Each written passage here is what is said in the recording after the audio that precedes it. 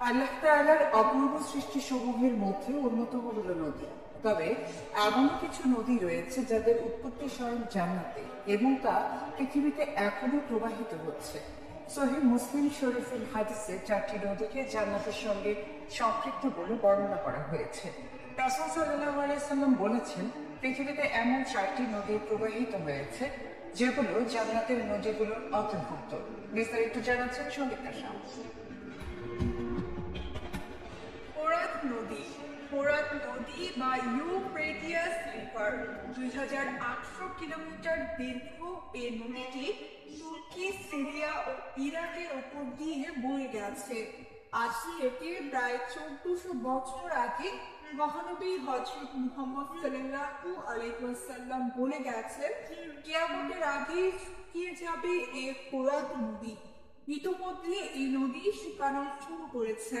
আবু হুরায়রা রাদিয়াল্লাহু তাআলা আনহু থেকে বর্ণিত, রাসূল সাল্লাল্লাহু আলাইহি ওয়াসাল্লাম বলেছেন, ততক্ষণ পর্যন্ত কিয়ামত সংঘটিত হবে না যতক্ষণ না ফোরাত নদী শুকিয়ে যায় এবং তার মাঝ থেকে একটি স্বর্ণের পাহাড় উন্মোচন হয়।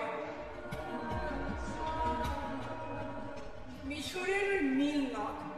নীল নদের উৎস ছিল এক মহারহস্য। নীল নদটি সহিহ মুসলিমে বিশেষভাবে উল্লেখ করা হয়েছে, যেখানে রাসূল সাল্লাল্লাহু আলাইহি ওয়াসাল্লাম বলেছেন, নীল ও ফোরাত জান্নাতের নদীগুলোর মধ্যে রয়েছে। নবী মুসা আলাইহিস সালামের জীবন কাহিনীতেও নীল নদের তীরা রয়েছে। তার মা ফেরাউনের আদেশ থেকে তাকে রক্ষা করার আশায় একটি ঝুড়িতে রেখে নীল নদে ভাসিয়ে দেয়, যা অবশেষে ফেরাউনের পরিবারের কাছে পৌঁছে যায়। মুসার নবী হওয়ার যাত্রা শুরু হয় সেখান থেকে।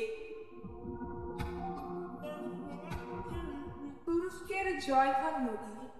সহিহ মুসলিমে জয়হান নদীকে জান্নাতের নদীগুলোর মধ্যে একটি হিসেবে উল্লেখ করা হয়েছে। অর্থাৎ পৃথিবীতে আমরা যেসব উপহার উপভোগ করি তা জান্নাতের অপূর্ব দানের একটি ক্ষুদ্র ঝলক। এই নদী পূর্ব তারাস পর্বতমালার নুরহাক পর্বত থেকে উৎপন্ন হয়ে প্রায় 500 কিলোমিটার প্রবাহিত হয়ে ভূমধ্য সাগরে গিয়ে মিশেছে। তুরস্কের সিহান নদী। তুরস্কের সিহান নদী সেরাস নামেও পরিচিত। সিলিসিয়া অঞ্চলের দীর্ঘতম নদী এটি, যা প্রায় 560 মিটার প্রবাহিত হয়ে ভূমধ্য সাগরে মিশেছে। প্রাচীন লেখকরা সিহান নদী সম্পর্কে বিশদভাবে লিখেছেন। এটি সিলিসিয়া অঞ্চলের সভ্যতার বিকাশে গুরুত্বপূর্ণ ভূমিকা পালন করেছে। এই নদীটি কৃষি ও বিদ্যুৎ উৎপাদনের জন্য গুরুত্বপূর্ণ ভূমিকা পালন করে।